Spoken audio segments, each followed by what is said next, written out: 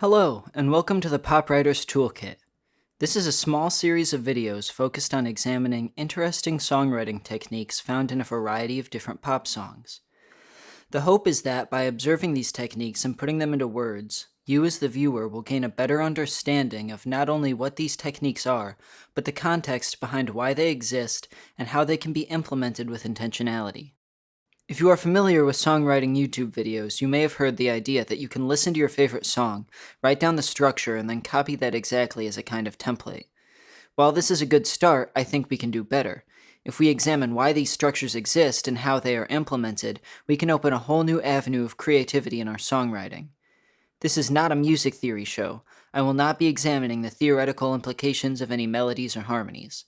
The fact of the matter is that many people watching could transcribe these songs and do such an analysis far better than I could. Rather, this series is focused acutely on a different, albeit just as important, part of pop music: structure. At the beginning of each episode, we will examine how a given song is structured, and then look more closely at why it is built the way it is, or how it uses techniques to supplement that structure. Before we get into the series, we need to establish the structural norm in pop music. We can only study interesting differences from the norm if we have established what the norm is. This is the basic pop structure, and it goes as follows: intro, verse, pre-chorus, chorus, verse, pre-chorus, chorus, bridge, chorus, outro.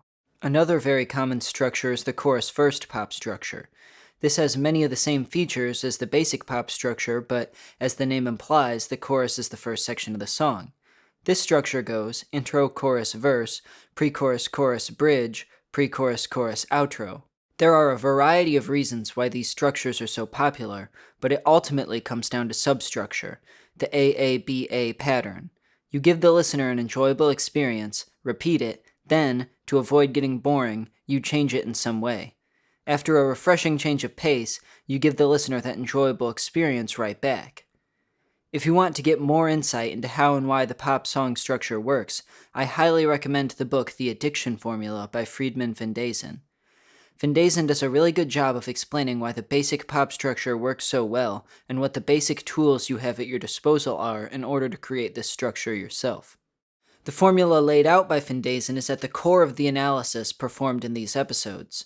Using the rules laid out in the book as a series of assumptions, we are going to see what interesting things are being done in the realm of pop music and why they work.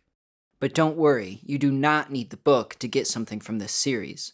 The videos include more than enough context themselves for everyone to get something out of them.